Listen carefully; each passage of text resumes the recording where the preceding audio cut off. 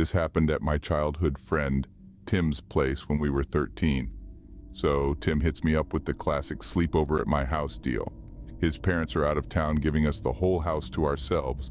Packed my bag with candy and gaming gear, ready for a night of non-stop fun. It's a typical Friday evening when I roll up to Tim's house. We start playing Halo on his Xbox, fueled by pizza and soda. Laughter echoes through the house, and everything's golden for a while.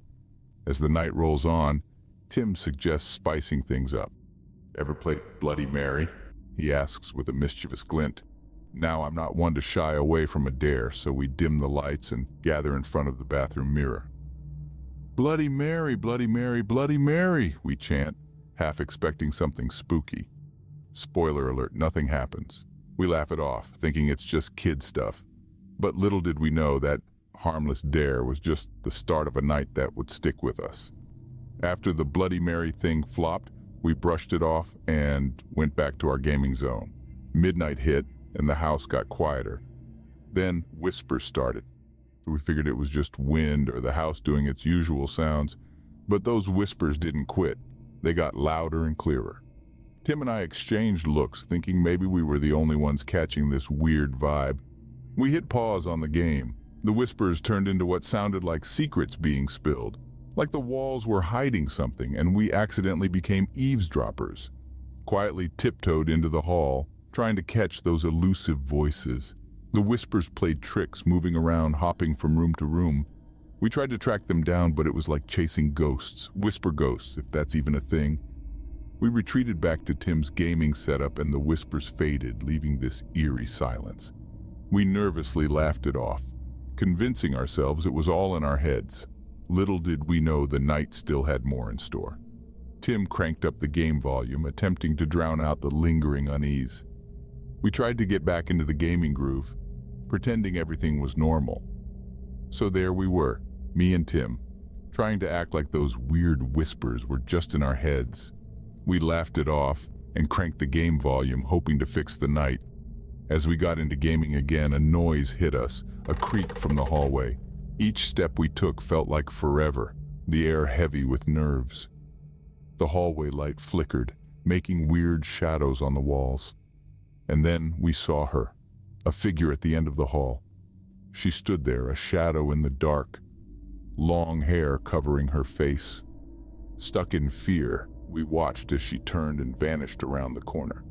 Without thinking twice, we ran to Tim's room, locking the door. The night dragged on, every creak and whisper making our fear worse.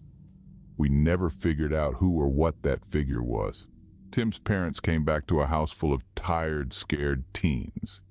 Looking back, I still can't say for sure what happened. Maybe it was just some weirdo or our minds playing tricks. We never did find out, and the mystery still bugs me sometimes. The whole thing makes me think twice about late-night dares and spooky sleepovers.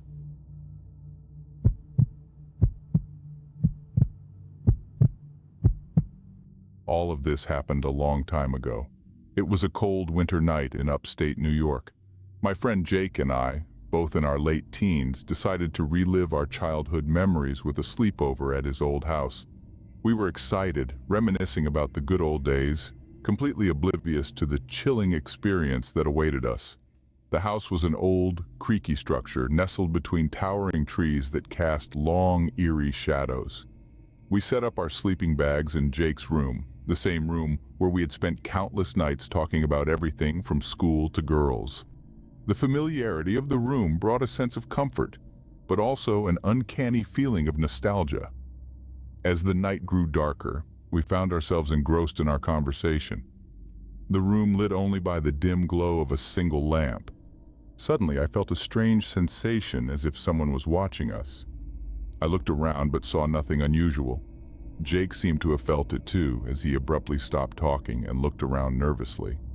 We laughed it off, attributing it to our overactive imaginations, but the feeling persisted. It was then that we saw it, a shadowy figure standing in the corner of the room. It was indistinct, more of a silhouette than a person, but it was definitely there. Our hearts pounded in our chests as we stared at the figure, frozen in fear. It seemed to move closer, its form becoming more defined. We could make out the outline of a man, tall and lean. The room felt colder, the air heavier.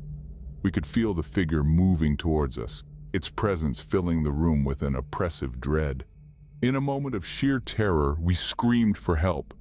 Jake's mom, who was in the next room, rushed in, but as soon as the room was flooded with light, the figure vanished. There was no trace of the mysterious man, no sign of any intrusion. It was as if he had never been there. Jake's mom, although confused, tried to calm us down, assuring us that it was probably just a trick of the light. But we knew what we had seen, and we knew it was real. The rest of the night was spent on the couch in the living room, neither of us daring to go back to the room. The incident left us deeply shaken. The once familiar room now seemed alien and threatening. The identity and nature of the intruder remained a mystery. Was it a burglar who had somehow managed to escape undetected? Or was it something else? Something we couldn't comprehend. The uncertainty only added to our fear, leaving a lasting impact on us.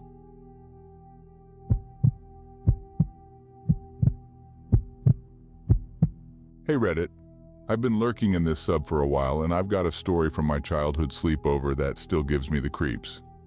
It's true, and it's stuck with me for years. Back when I was around 12, sleepovers were the best part of my weekends. My friend Clara invited me over, her parents were cool, the snacks were on point, and we always had a blast. But this one night took a spooky turn. We were doing the usual, watching cheesy, scary movies, chowing down on junk food, and gossiping about school stuff. Clara's parents were knocked out, and the house was dead quiet. Around 2 a.m., we figured it was time to crash. We brushed our teeth, threw on our PJs, and plopped into our sleeping bags in her room. The room was pitch black, except for the faint glow of the nightlight in the corner. As we're about to knock out, we hear this scratching noise from the closet.